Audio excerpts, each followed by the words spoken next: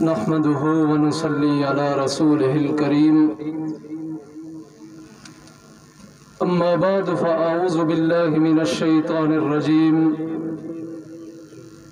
بسم الله الرحمن الرحيم فإن آمنوا بمثل ما آمنتم به فقد اهتدوا صدق الله العظيم وقال النبي صلى الله عليه وسلم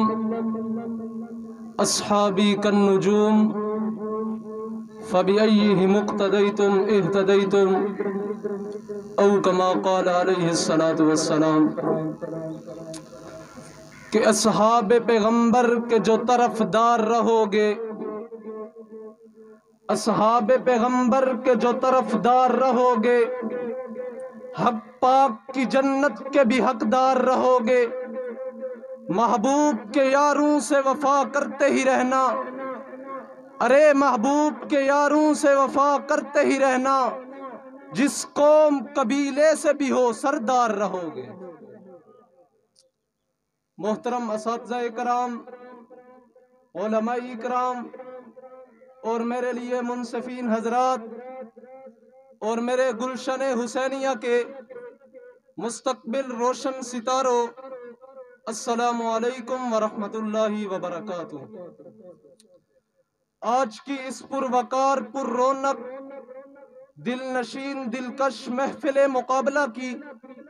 انتہائی محدود ساعتوں میں میں علم و حکمت کے سمندر میں غوطہ زن ہو کر اپنی سوچ کی سواری کی لگام تھامے ہوئے حیرت و استعجاب کی وادی میں گمسم کھڑا یہ سوچنے پہ مجبور ہو گیا ہوں کہ میں ان ہستیوں کی عظمتوں پر اپنے لبوں کو کیسے جسارت دوں جنہوں نے نبی منور کے محمدی گلشن میں رضی اللہ عنہم کے انتخاب کو اپنے ماتھے کا جھومر بناتے ہوئے، تمام ظلم و ستم کو سہتے ہوئے اپنی مکرم جان کو رب الملک کی ہاں جان آفریں کر دیا۔ پھر رب لم یزل نے انہیں دنیا اور آخرت میں اپنی بارش کی طرح برستی رحمتوں میں ڈھانپ لیا۔ پھر میری بصیرت کی چمکتی کرنوں نے میرے پیر و مرشد سید عنایت اللہ شاہ بخاری کے اس قول کو پیوست کر دیا جس مقدس قول نے حق و صداقت ہونے کی بنا پر میرے نور ایمان کو تازگی بخشی۔ انہوں نے فرمایا مقام صحابہ کو دیکھنا ہو، عظمت صحابہ کو دیکھنا ہو،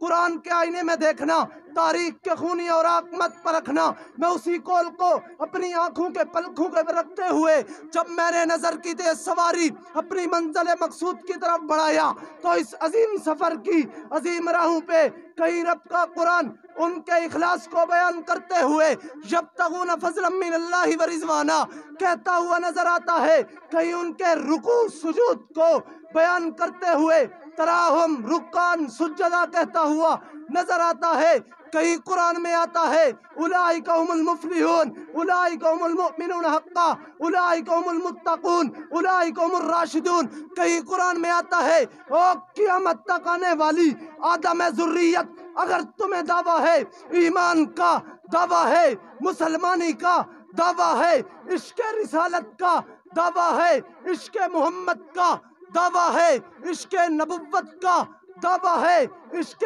رسالت کا، تو پھر یاد رکھنا فَإِنْ آمَنُوا بِمِثْلِ مَا آمَنْتُمْ بِهِ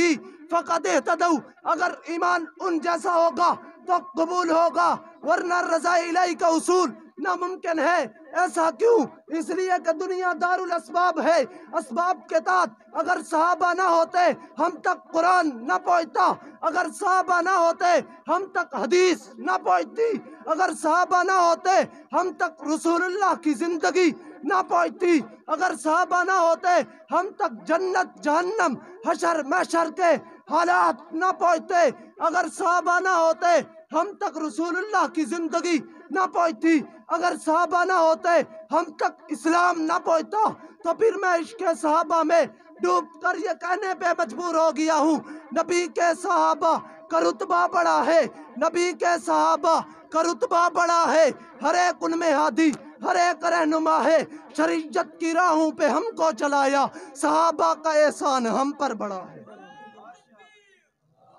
سامعین محترم، جس طرح قرآن مقدس نے صحابہ کی عظمت کو بیان کیا،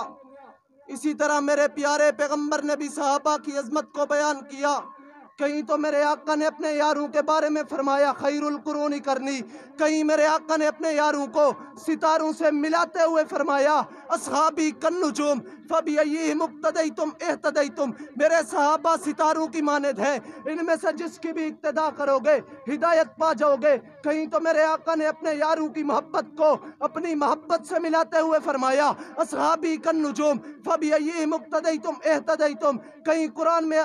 اللہ تعالیٰ نے قرآن میں ان کی گھوڑوں کی ٹاپوں کی قسمیں اٹھائی ہیں فالعادیات ضبحا فالموریات قدحا. سامعین محترم، آج صحابہ پر تبرہ بازی کرنے والے کہتے ہیں صحابہ ایمان سے خالی تھے، صحابہ ایمان سے پھر گئے تھے. ارے میں ان سے پوچھنا چاہتا ہوں اگر صحابہ ایمان سے خالی تھے تو پھر حضرت سمیہ رضی اللہ تعالیٰ عنہ کے جسم کے 2 ٹکڑے کیوں کر دیے گئے؟ اگر صحابہ ایمان سے خالی تھے تو پھر حضرت حمزہ رضی اللہ تعالیٰ عنہ کا کلیجہ کیوں چبایا گیا؟ اگر صحابہ ایمان سے خالی تھے تو پھر حضرت بلال رضی اللہ تعالیٰ عنہ کو تب تیرے پر کیوں لٹایا گیا؟ اگر صحابہ ایمان سے خالی تھے تو بدر میں، احد میں، خندق میں، تبوک میں لڑنے والے وہ کون تھے؟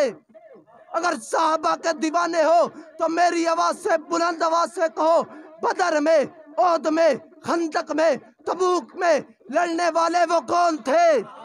وہ کون تھے؟ مسلمہ کذاب کے خلاف جن 1200 نے اپنی گردنیں کٹوائیں وہ کون تھے؟ کون تھے؟